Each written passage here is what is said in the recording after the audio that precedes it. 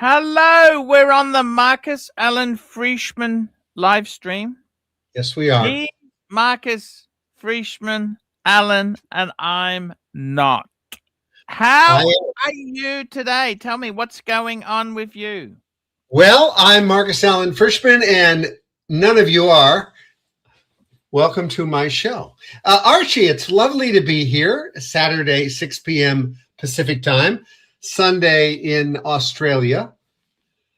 And we give wonderful Christmas. Firstly, how was your Christmas? Well, you know, I have a low-key Christmas. Usually I spend it alone at Dupar's. But Dupar's restaurant was closed. I've been doing that annually for years. So I spent it quietly at my humble new abode, a simple apartment that I've rented, my near beach apartment, moving from my property in Los Angeles to live near the beach in another county, a more rural community. It was cold. We have had a big storm here, Archie. I mean, when Californians, Southern Californians, get a storm, we hunker down. We call in sick to work. We don't drive generally in the rain. It stops a lot of people like me. And for 3 days, I'll tell you what I did. I ordered $87 of KFC chicken. Love KFC. And I brought it into the house, and it fed me 5 meals. 5 meals. And yesterday, as the rain was clearing, it was a constant storm, 24 hours, day after day after day of this horrible rain. It actually wasn't cold. It warmed up. And today it's freezing, clear skies. Freezing for me. It's high 70s in the day and gets down to low 50s at night. The sun has set and the weather is cold. So I took out my top coat to walk the dog. I have several beautiful top coats. Every gentleman should. And I walked the dog as though I was heading down Park Avenue, but instead I'm in a rural community in my near beach apartment, enjoying life.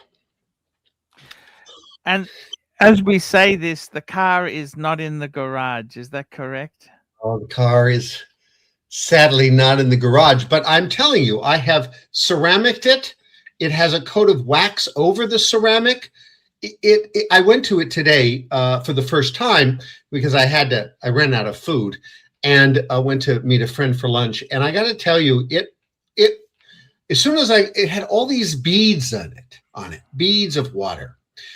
More bubbles than beads. And I got into the nothing we can do to get it garaged? Is there absolutely nothing? It's going to age gracefully in the sun, the wind, and hardly any rain, as you know. But it's holding up.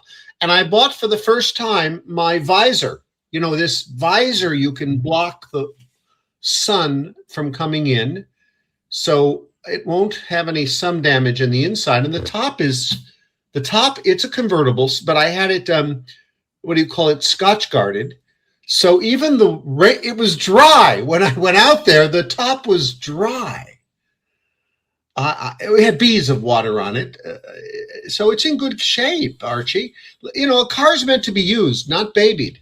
And soon I will be able to get it washed at a professional wash where they will take my food trash that I might have left on the floor and toss it out. I believe you have to use a car. I honestly can't. I don't know what I must say to you, Marcus. I am incredibly disappointed. I know. It's almost you don't even have a carport. You know, just like a roof over it would drastically help. But well, it's not to be in this community. This is a new community. All the homes and townhomes and apartments were built less than 2 years ago, opened, that is, to the public for rental or ownership. And they did not do carports. Oh my God, that's so nasty. You know that?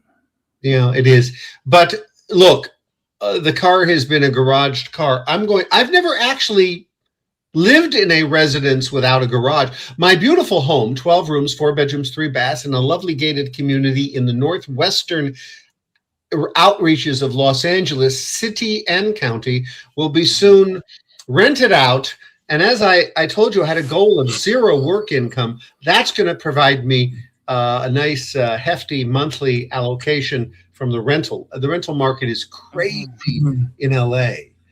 And unlike New York, that still has high rentals but can't find customers, there are lining up in my neighborhood. Literally, the brokers told me they have waiting lists. So the moment it's ready, it will be rented. I have furniture to put into the what do you call it? A consignment house. I have to have it painted. I have to replace a little bit of the carpet. Mr. Bueller wore out by our playing catch on the steps. And but Archie, you know what's more important than all of that?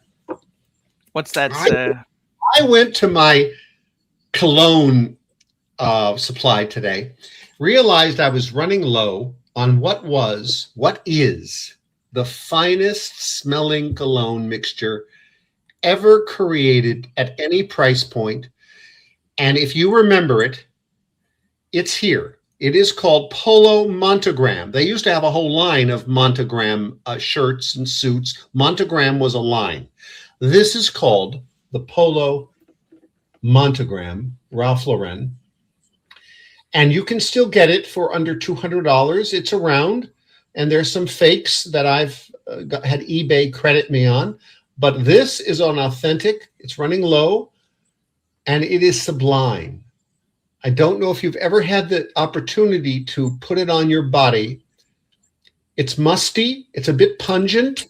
It is strong. 2 squirts all day, they will smell you. And I think it's fabulous. Available online. It's been discontinued in 1991. I called the offices of Ralph Lauren. When I was in New York, I had gotten the number of the corporate offices. I got the vice president of fragrances on, and they had the formula. And he said, this was 1991, 92. He said to me, we don't think we're going to use it again. Who knows why? It's not that it wasn't popular. These fine houses of fashion discontinue sometimes the most popular items. You were a Ralph Lauren model, weren't you? I was a Ralph Lauren. In the days I wouldn't wear anything but Ralph Lauren, except for the underwear and socks that I never really bought in volume. And I did a Ralph Lauren shoot, which I don't have handy to show you, but I think it's a matter of record here. We've shown it. I was a model for 2 years, but I never was published. In other words, the way these shoots worked, I was a commercial fashion model. So I would show up, so would 6, 8, or 10 other guys. They would shoot us. And then I'd call back because I wanted to add the published picture to my portfolio. We had a portfolio, which I've shown you here as well. And I never could. Only one in 2 years. And I think my income was in the 60,000s, 68,000, 60, almost 70,000. One photo was the only photo ever published.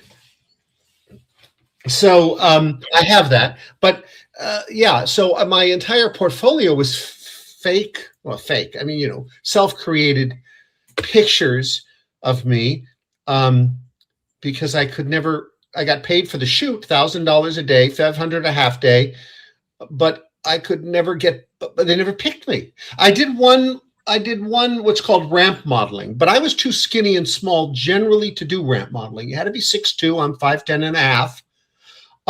You had to be 42 jacketed, and I was always a 38. And you had to be a bigger guy. But one designer who, I forget, it was a low-level B-rated designer who liked me, and he allowed me to do ramp modeling in his show at the Beverly Wilshire Hotel. That was years ago. I can't even remember what I wore, but I was only good for suits and formal wear because I was always too skinny to do sportswear. So that is my story. But this cologne. If you keep eating the KFC, you won't be skinny to do sportswear anymore. No, but now I do Man of Leisure wear if they would hire me. But there's maybe Leisure World. You know what Leisure World is? Old people ageism. What do you think of ageism? Well, I have never experienced ageism usually you experience it in the realm of your work. But I'm speechless because I've not experienced it. I know of it. I've read about it. I don't see it existing in reality. At least it doesn't exist in California. Look, I have to say California, not the United States, because we're the fourth largest economy of the world. We are more like a country. We don't experience the golden age of Trump like the rest of the country does. $2 gas. We're experiencing $6 gas. You know, I can go with all the categories because of that, but that's a tangent we won't go down. But California is a uniquely isolated place, and we don't experience ageism here. We don't have that problem. I think you might. You certainly do in Asia. Got a super chat. Black Cat 9972 bucks. I remember Dracanoia. JK wore it as a 13-year. I remember a friend of mine. Oh, I think when I was at university, Mark, he gave me a bottle of Dracanoia. Yes, I remember that very Archie, well. is he spelling it correctly? Because I know that cologne by name, but not by its visual spelling. It doesn't seem right. I know it. It's wonderful. Yes. How about Aramis Devon? Well, you know, the best is Caros, and you can still get Caros anywhere at any store. I use Caros as my go-to. Caros by Drakkar. Drakkar. That's he spelled it correctly. Okay. It had the black bottle. The black bottle. Remember that? I remember. Oh, this smells so good. And you know, a gentleman who is not narcissistic, but has confidence, and there's a difference, as I like to explain in a previous video, wears this when he sleeps alone in bed. You spray your cologne so you can smell yourself. Fabulous. That's true. That's what I do. I don't wear cologne to impress anyone. Although the most popular, when I'm on an elevator, it's always on an elevator. You're in confined spots, and somebody will always compliment me with my Caros. It's a heavy scent, kind of powdery, musty. I love strong florally. I like strong floral scents. But this, you've got to get your hold of one, Archie. You just got to spring for it and just be, it only requires a couple of sprays. And I really overdo cologne, but never this. And not because it's expensive now as an antique cologne, because it's strong and powerful. Montagram by Ralph Lauren. You'll see it on eBay. It's there. You know, there's so many wonderful colognes. It's so wonderful to smell a good cologne. I've always liked Oscar de la Renta for ladies. The general, I think it's just called Oscar for ladies. It's my favorite. It's an old woman's cologne, but I like it. It's very floral. I think there's a cologne called Red. Who does that? A famous designer. Could that be Yves Saint Laurent? Red for ladies? It is fabulous. I can't remember who does Red. Yes. Archie, what do you think your favorite cologne is? Oh, look, I would have to say, you know, I loved my signature cologne as a youngster. Was an Yves Saint Laurent, Yves YSL Jazz. I love Jazz. I remember Jazz. It was quite good. That's the cologne of the 80s. Yes. And then the other one I liked was Kuros. You know, the white container Kuros. I have it in the other room. It's $40 and it's still produced. They make it cheap. Actually, it's very cheap now. Yeah. And then I also loved Opium. The round bottle with the brown lid and the golden liquid. Yes. Yeah. How about Giorgio? Giorgio was a store on Beverly Hills, and for some reason they still make cologne. I don't know the details of it. It's quite good. My dad used to wear it. I just ran out of Giorgio. I also used to love some of the Dunhill fragrances. Dunhill did fragrances. Those are expensive. Sorry? Those are expensive. Dunhill. Not now. No, the discount pharmacy sells them. They're cheap as. Really? Oh, you mean the old Dunhills, not the current model. Dunhill fragrances. Yeah, I know Dunhill, but the current Dunhills are not cheap. Is this an older version? Oh, I didn't know I thought they were quite reasonable, Dunhill. But Dunhill's closed most of their the boutiques down. They don't have many. Well, I'm seeing Dunhill. Here they are, Dunhill. They are quite reasonable. The clothing and the glasses aren't. And certainly they're famous for their, well, you know what happened. Chat, Plonker, £2, Old Spice, can't go wrong. Oh, Old Spice. You know, I use Old Spice as a room scent along with something called Tea Rose. It's a lady's cologne, and I spray it around the house. You remember Jupe? Do you ever remember Jupe? I have 2 Jupes. Right now, I have traditional Jupe. I'm sure it has a sub name to it. It's red. And I have the newer version of Jupe, and it's a more brownish, goldish, a little stronger. I wear it regularly. I was just going to tell you, Jupe, you can get at any department store, the basic Jupe, and or any drugstore. I get it on Amazon. It's fabulous. It's very strong. It's very cherry-like. It's very, at least the one that's red is actually cherry. Yes, that's the red, and that they got the green one as well. I have not had the green, but I do have in the other room the brown one and the cherry one. It is so good. It is overwhelming. You have to be careful with that, because that scent, if you overdo it, it changes its notes. It changes its, I can't describe what I mean, but intensity changes its flavor. So you want to be light with that, and it's still heavy. Yes. You know, there's the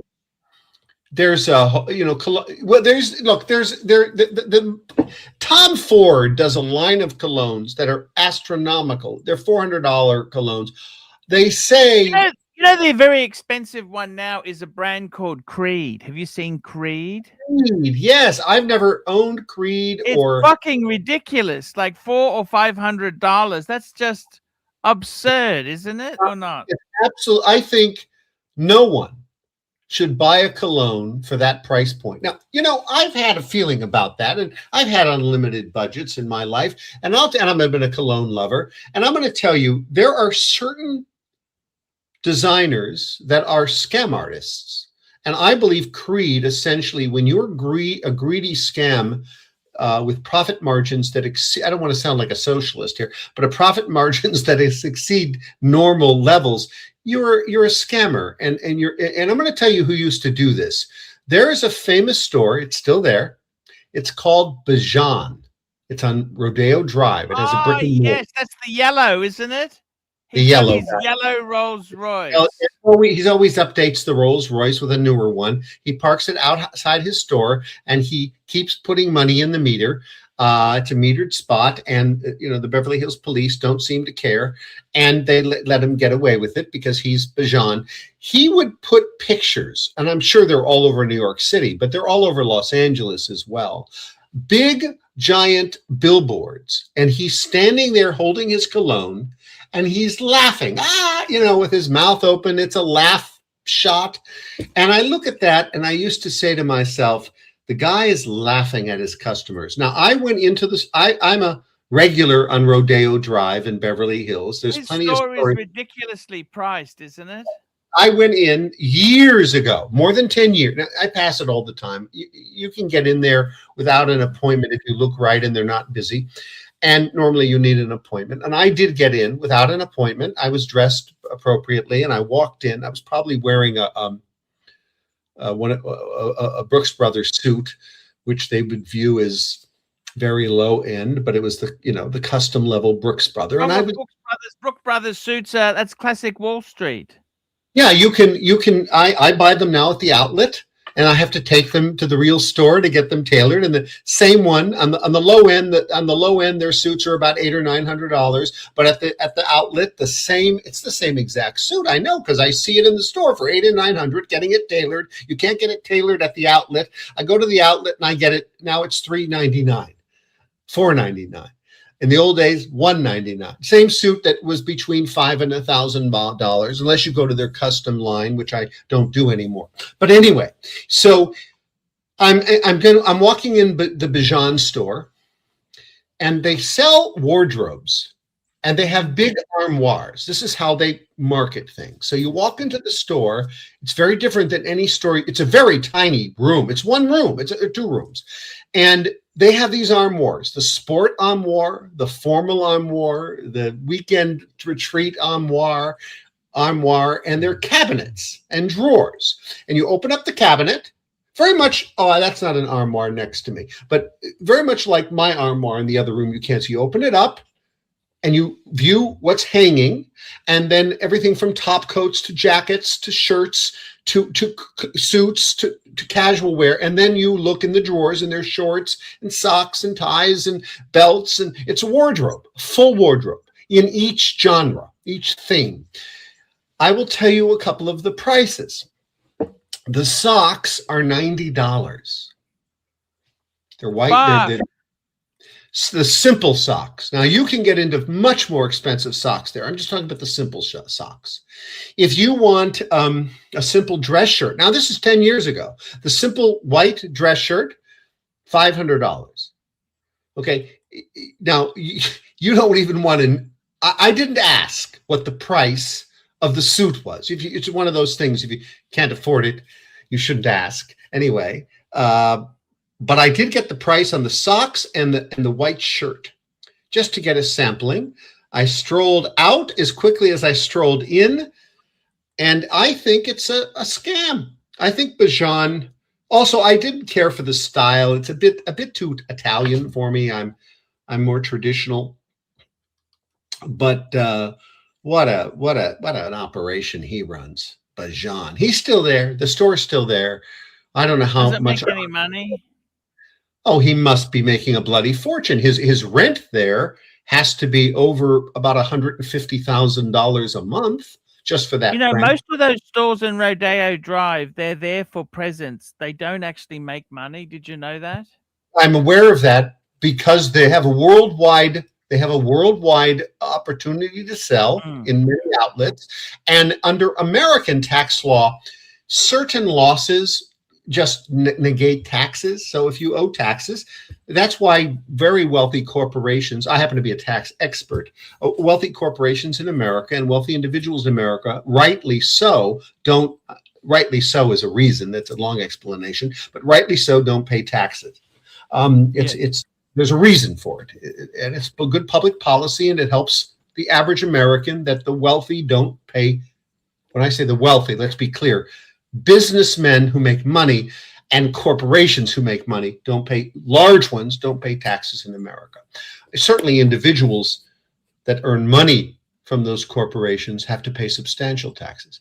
But anyway, so that's how we run our tax system. But yeah, he I don't know if he actually makes money or not, but as a general rule, you're right. Most of those stores don't, but they operate it as a loss, but it's okay. The companies are making big money, as you know. Those lines of clothing, the lines of cologne, are making a lot of money. And all the watch stores are there on Rodeo Drive. In Palm Beach, where I held a residence via my family for 11 years and spent about a year there. It's called Worth Avenue, and they have lots of watch stores. One was, you'll know, called Tourneau. It's a massive store. It's gone. I think Tourneau is gone now as a retailer. The last watch I bought at Tourneau was my Omega medium-sized railroad watch, which is called the Railmaster. And I bought that at Tourneau. In the Tourneau in Woodland Hills, in a giant mall in the San Fernando Valley. They even had one there.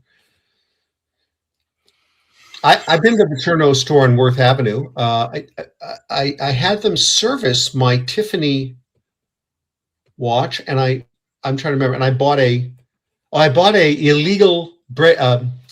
In California, the People's Republic of California, you can't have crocodile or alligator, and I bought one or the other, and kind of hid it in my luggage and brought it back to California, and I wasn't arrested. I see. I'm wearing today one of the most sought after watches in the world, if it was stainless steel, because people that are not of means couldn't ever buy their own gold version. But this is the blue face. Yes. Submariner that with looks date. fantastic on your wrist there, Marcus. I love this watch, and I know you do. It is probably my favorite watch. No, that looks. By the way, I'm wearing my gold Breguet today. One of my gold Breguets. Oh, it's a beautiful big watch, right? It's a beautiful watch. We don't talk watches much. I have a world-class watch collection, which I wish I could tell you some things about it, but I cannot for security reasons. There's some funny stuff going on with it. But being where I'm at, but I do have a few watches that I wear now out. I have the rest in a vault somewhere. I have to go get them. I've got another super chat, Black Cat 997, $5. The girls love Drakkar Neue, but they didn't get me. But that didn't get me anywhere. Today, I like various Guralands, and some old school Dior and Chanel. Oh, Chanel Blue is wonderful. Chanel makes some amazing fragrances. Right. Chanel Blue. I must confess, to me, I don't understand. Let me say this to you, Marcus. In the 80s, BMW and Mercedes were a very high level, right? Nowadays, you had all these supercars above them. Like you got Ferrari, Lamborghini. See, in my day, they were exotics. You never saw a Ferrari, right? You really? Never, ever. Very rarely. Well, in Los Angeles, you see them everywhere. But what I'm saying is, they've become, with same things happen with the fragrances. Yves Saint Laurent, YSL, that used to be super expensive. Now, that's lower tier because you've got Creed and you've got these custom fragrances, which is ridiculous. You know what I mean? Ridiculous. You don't have to spend a lot of money to get fine luxury items. You really don't. I know, Archie, you might disagree with me in the watch genre, but so we can't call certain fine watches, certain excellent watches, visually and mechanically excellent. We can't call them luxury watches because luxury watches are all about the snob appeal, about the name brand. But there are so many independent watches that can far surpass or equal the luxury brands at a far lesser price. And there are so many sub-luxury brands that are perfectly wonderful. And there's so many that are overrated. Maybe you would disagree, but Tag Heuer, I think, is the most overrated brand in the world. I don't know what's with them. Yeah, no, I understand. Make some beautiful watches, but I'm talking about price point for what you get. You have that beautiful you have that Submariner in gold would have to be the most beautiful watch. I don't think you need anything more, to be honest with you. Had to have, and you've got the gold Cartier as well. You've got the moon phase Cartier as well. Right. I think a man should have 3 watches if that's all he can have. He should have a watch like this, a gold one. You've got to have an 18-karat gold watch if you can ever muster it up, and this is the one to have. There are other brands, maybe 3 or 4 others that are equally important to have, but you need a watch on a leather strap. a simple dress watch. You really should, that you can wear beautifully with a tuxedo. And you might say, well, the gold Cartier, but I'm thinking of something more contemporary that looks old, like my Railmaster from Omega. And Omega makes a beautiful clasp on their bracelets, on their leather straps. And then tell me this: you went to Beyond, and what did you just left? Did you buy anything, or you left? I bought nothing. I mean, I was there to, as always, they have a polo store down the street, and I would buy things there. There was a good 15, almost 20 years of my life where if it didn't have a little horse on it, I wouldn't buy it. I mean, I just wouldn't. I owned no shirts, nothing that wasn't Ralph Lauren except socks, underwear, and suits. I had a couple of Ralph Lauren blazers, but I never bought their suit line. I preferred Brooks Brothers because I liked very traditional pinstripes. Pinstripes. Did you like double-breasted suits or single-breasted?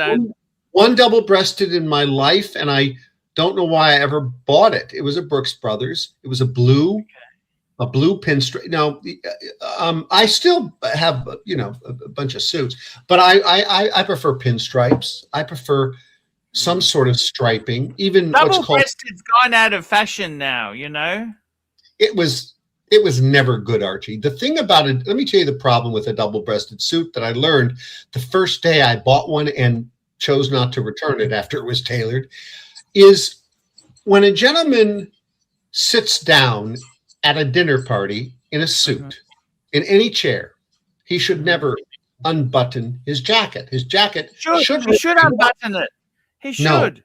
No, Archie, you have to keep your jacket buttoned. You should never, Donald Trump, have you noticed him? Just to mention him, he walks around with an unbuttoned jacket constantly. I don't know what that's about. Your jacket should be buttoned, and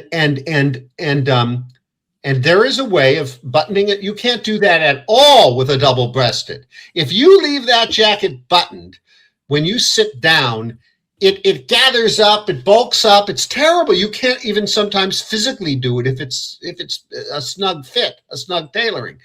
So you can keep your jacket, the top button buttoned in a chair, and it looks proper.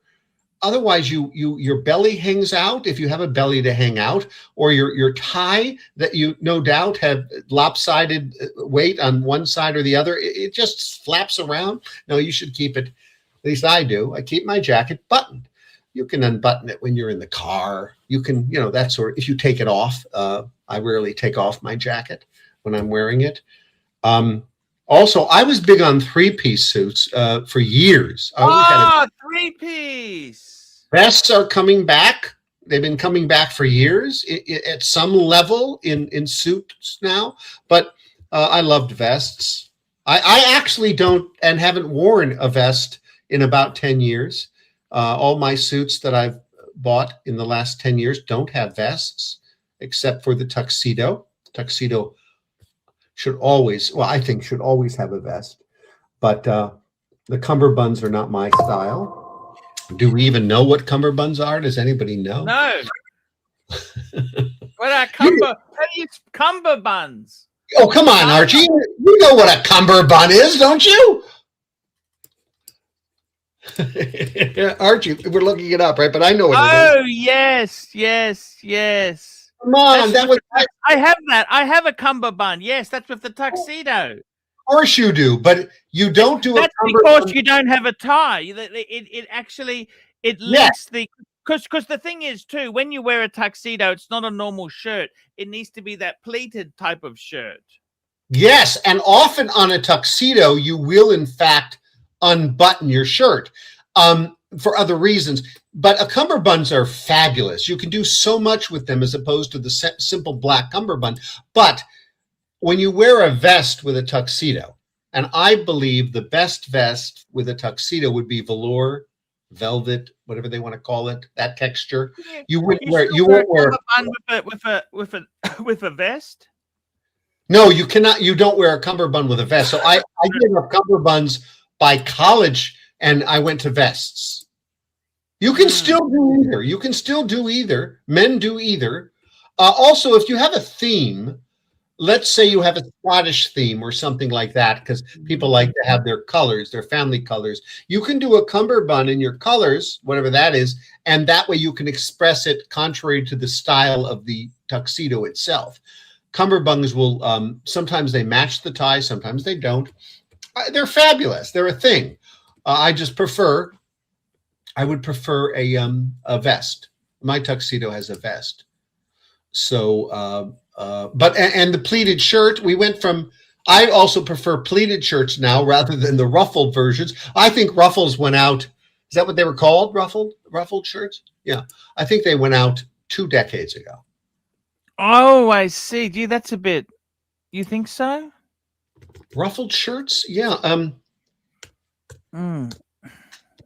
Ruffled shirts. Ruffled. Oh, I wrote ruffled. I'm getting potato chips. Yes. Yes. You have to be careful. The first search on things tend to bring up the wrong item. Yeah, there they are. These ruffled. I'm looking at it. Yeah, a lot of women are.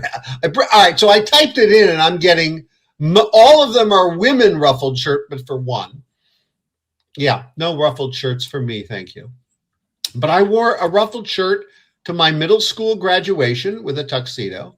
I wore it to I didn't attend my high school graduation. I wore it to one of my college graduations, ruffled, in a tuxedo.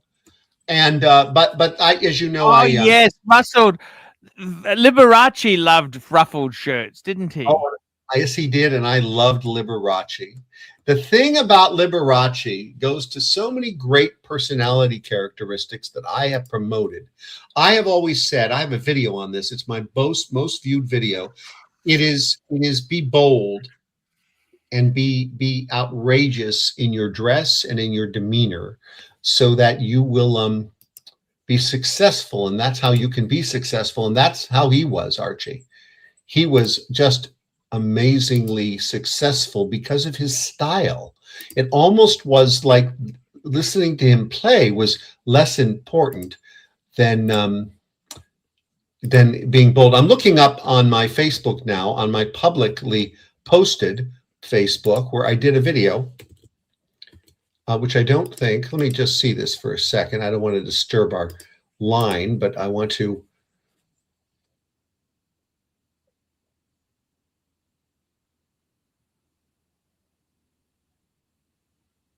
Very interesting.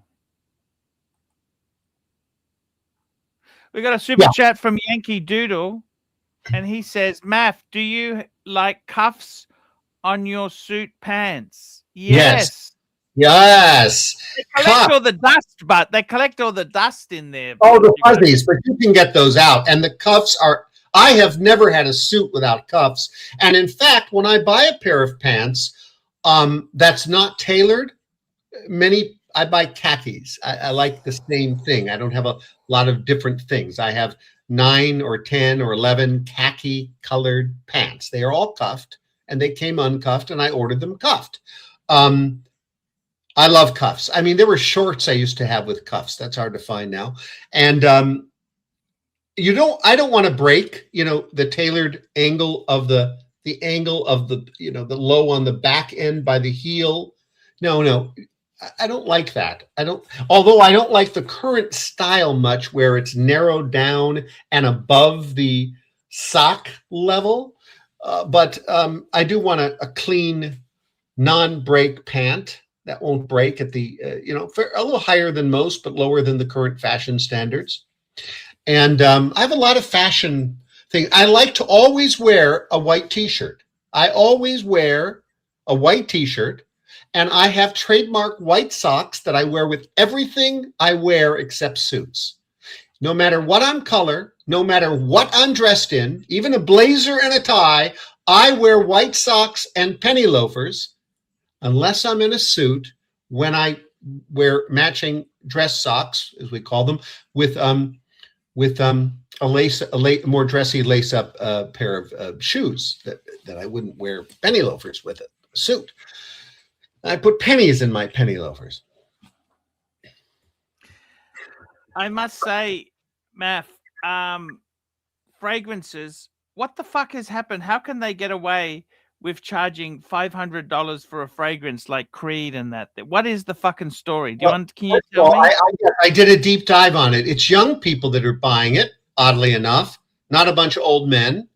And with some exceptions to every rule of analytics, right? But yeah, young people are buying all that shit, and not wealthy people are buying it. A lot of club going, younger, unemployed, low income people are buying it. Look, when I was back in high school and college, and I was encountering, for reasons I won't bore you with, poor communities in Los Angeles. There was a reason why I was out there. I worked for the LA City Council, and I had to go out to Eagle Rock and Highland Park. And in those days, those were poor communities. And you would see those people, students, young people, 20-somethings, teenagers, buying and spending over $100 way back then on a pair of pants, jeans, designer jeans. So they rip. Who they're stealing the money from is not the rich people. They're stealing money from people who can hardly afford to buy such luxury, and I think that's terrible, Archie. I think, and that's what they market to. It's just terrible, and that's what the jean manufacturers used to do when you had to have designer jeans. Now, designer jeans are not a real thing. People want more natural, and they have for years, more casual, less expensive non-designer jeans. That's what I'm finding is in the fashion with young people. Young people tend to, drive fashion. For instance, here's another thing. I have cufflinks, and when you're in a tuxedo, you wear cufflinks. But I would never have French cuffs, which are called French cuffs with cufflinks, wearing a suit. Now, many men do it. And all the, I know a lot of older men who do that. I have had several bosses that have done that, and I have never done it. I just don't think, for me personally, it looks good on a suit. Cufflink. I'd rather have a simple cuff. It's just overdoing a suit, I think. But it's an absolute necessity in a tuxedo. Even if you say that you don't like cufflinks, not in a simple suit. Men do it. I see it all the time. What do you think of French cuffs on a shirt? No, the problem with here. Okay, this is just a personal experience. I'm not saying it's wrong universally. There are certain things that are universally wrong. This is a matter of taste. I'm just giving you my opinion. I'm not saying it's wrong. And we have another super chat, but I'll finish this point, which is these French cuffs bulge out with the suit. They don't fit well. And if you're a working man, when I say a working man, a man at a desk, if you're an executive, it is terribly awkward and uncomfortable to work a desk with papers and writing and typing and data entry, whatever you're doing with French cuffs. It's just not practical. And they get dirty and terrible, and all that starch that you have to put in them to make them work wears out it's just terrible. I think they're terrible. Black Cat 997 $10. I really dislike this disgusting shit, but in the conservative movement in America, this conspiracy theory and suddenly anti-Semitic groups have come up online. How do the rest of us oppose them?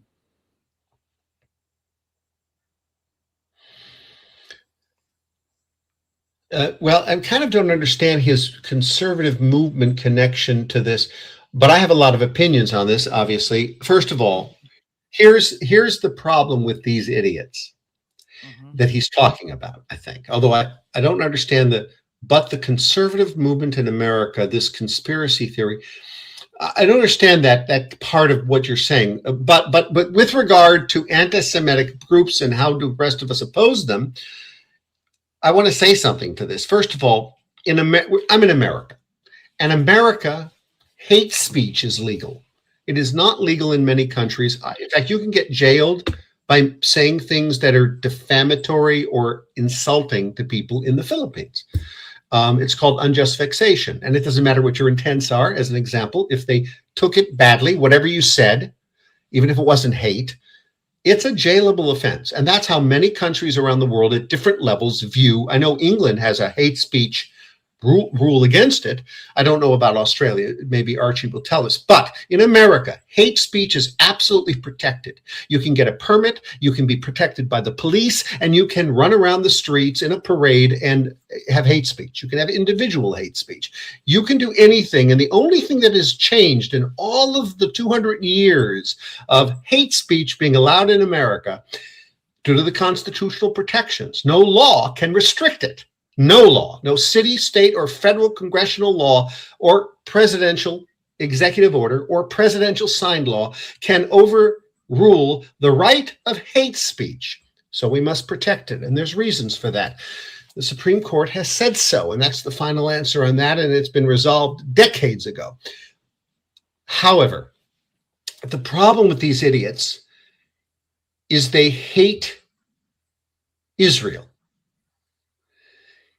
Israel, most people in Israel are Jewish, not all. Israelis are Muslims, Israelis are Arabs, and they're very happy there. If you have ever talked with Israeli and Muslim Arabs, Muslim Israelis.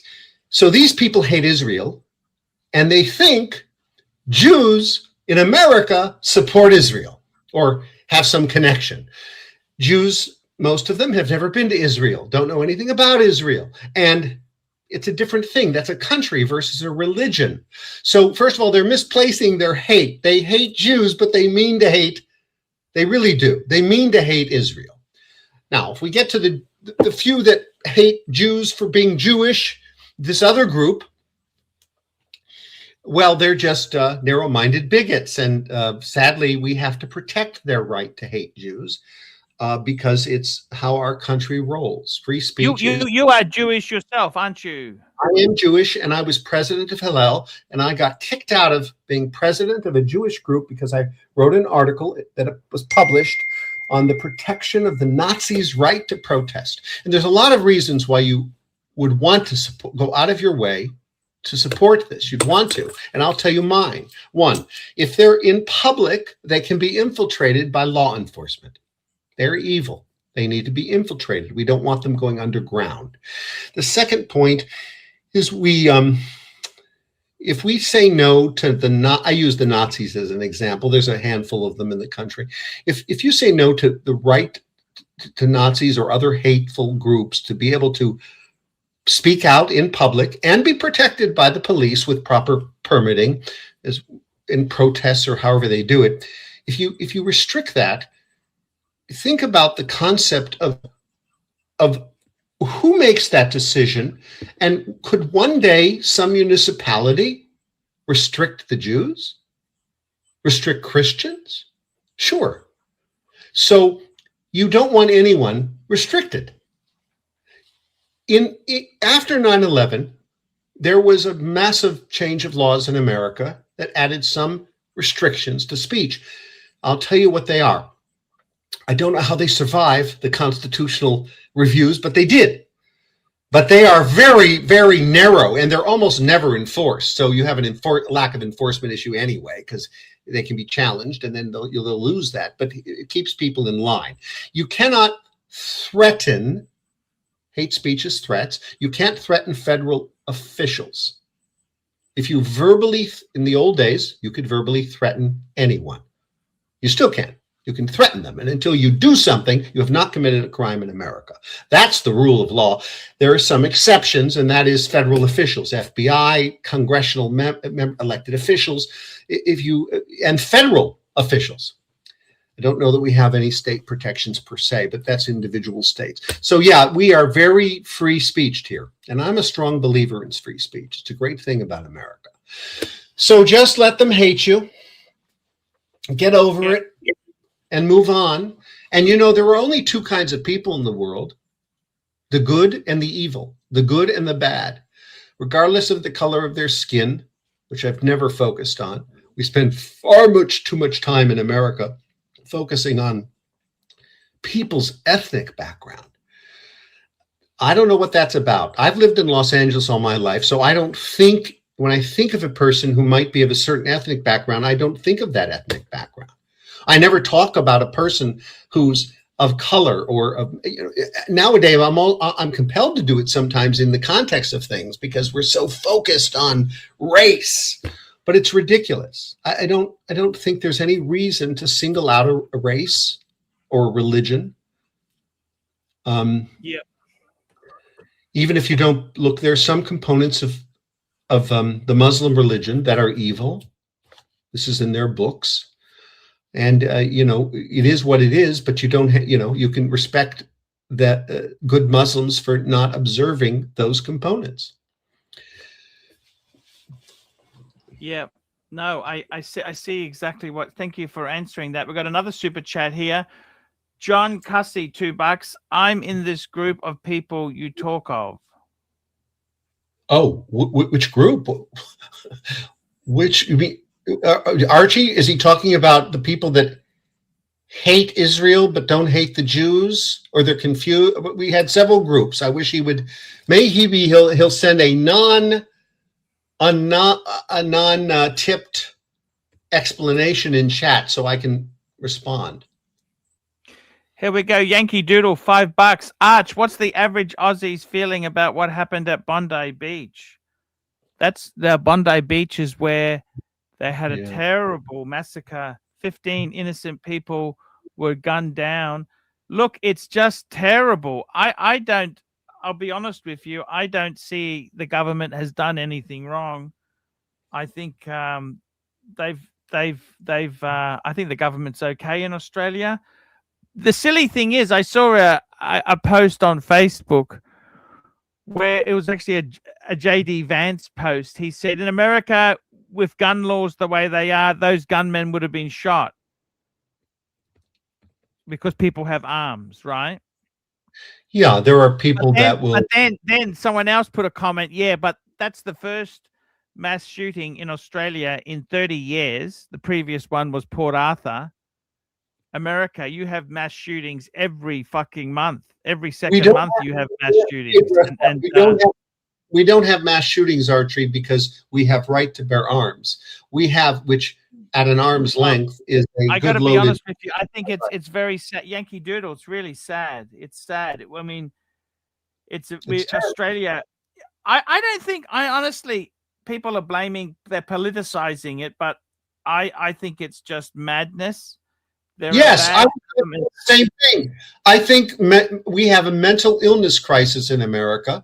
We have a massive drug crisis in America. And we have inbred terrorists here, domestic terrorists at a level like you haven't seen. And remember, we have 360 million people in America. So, Archie, I think they're nuts. That's what it's about. Mental health. Be honest with you, it's very, very sad. I think there's no other way to put it. It is really sad. It is sad because it's I think Australia's lost it's lost an innocent charm that we had there. It's really, how does anyone think of it? Absolute horrible. Yeah. And I honestly, I don't think anti-Semitism is rampant here. There's always some lunatic fringes. Yeah, it's not rampant in America. But I have never experienced anti-Semitism. I have never seen anti-Semitism. I live in what would be they say it's the second largest city in the country. That's a bunch of crap. New York has 8 million people. LA County has 16 million people. The adjacent counties, it adds up to about 30 million people. I'm going to tell you, I've never and I get around, I'm in politics, I go to meetings, I go to people, I see people. I've seen more people than the average American on a weekly basis for decades. I have never seen or experienced directly or indirectly any anti-Semitism in my life. And nor have I seen racism. I have not seen it. Now, I went to high school with, I'll mention this, I went to high school with one black student, Agoura High School, in the area of Calabasas, California. It's Los Angeles area. And Sarah Vaughn's daughter. Apparently she's a singer. That's all I can remember. And we're not racially mixed, but most of Los Angeles schools are. And we don't have, it's because of who we are in California and Los Angeles. I think certain parts of our country don't mix with other races and don't understand this and become racist by their nature. I don't know what that's about. Archie, I have a question. Your country in Australia, yes. I watch a show. I watch a show that's based out of Australia, 2 shows. I'll tell you about them both, but one's relevant now in our discussion. It's that border security show. And I love it. You run a tight ship in Australia. You know, we don't do any of that stuff. We're a bunch of assholes. Border control is a bunch of assholes. Yes. Oh, I love them. You know, we have rules like you, but we can't possibly enforce them at our airports like that. And you do, and you keep a tight ship. You send all these people back. If they appear, maybe someday they might maybe look for work in an independent way. You know, I mean, I am impressed, and I know Donald Trump is too. So you don't have the problem we have. We have 12 to 20 million, it's hard to say how many, people that shouldn't be here, that have no legal authority to enter or exist or eat food here, and they're here. And we have sanctuary cities giving them medical care when we don't give that to our poor people and our seniors or our ex-military people. But in LA, you can get $3,700 a month for rent if you are an illegal alien. That is not an opinion. That's an empirical fact. You can't get it if you're poor. You can't get anything like that. And you can't get it if you're a homeless veteran. You don't qualify. You have to be illegal. And then they will get you a license. They will provide you with an ID, a non-social security number. Then they will get you a job and they will give you money. And it's just how it is in a sanctuary city. It's called sanctuary. Donald Trump's putting an end to that, because soon he might start arresting these mayors and city councilmen and police chiefs who provide protection to illegal immigrants. God bless them. They should work and live somewhere else unless they're legally admitted. We're a country of immigrants, but they came legally. Yeah. Yes, I know exactly what you're saying there. It's what's the other show you watched? So the border control. The other show, I was thinking about you last night, and I wanted to tell you about this show. It's completely off topic, but it is the most refreshing show. I discovered it 3 years ago. It came out in 2017. It has 3 seasons, and it's called 800 Words. It emanates out of Australia. It is about a man who his wife died, and he takes his 2 kids to live permanently in New Zealand, and he meets a cast of characters in his daily life, and it's called 800 Words.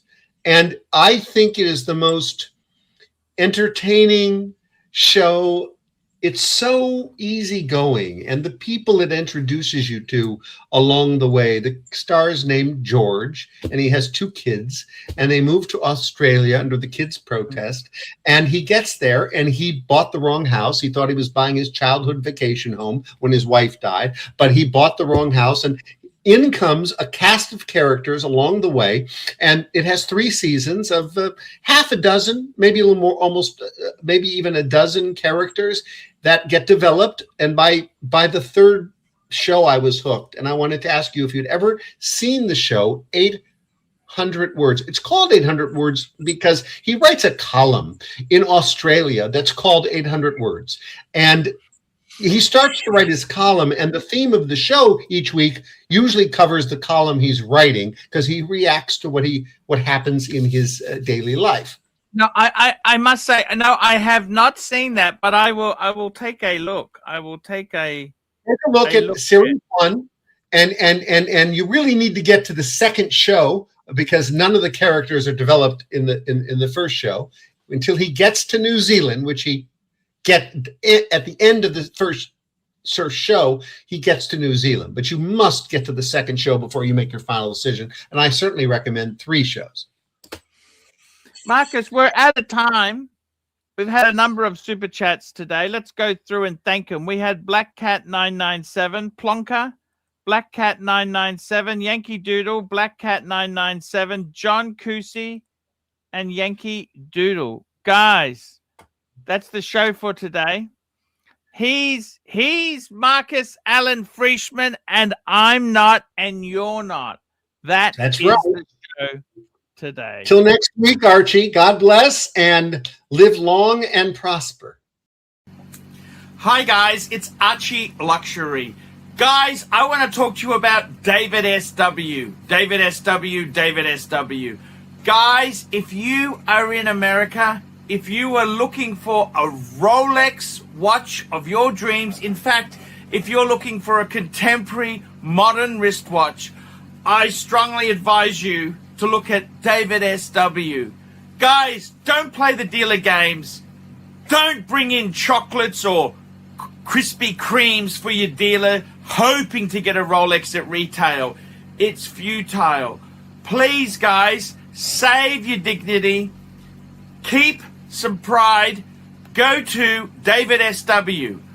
I would highly recommend David SW, David SW. If you're in America and you're looking for a watch, go to David SW, David SW, David SW.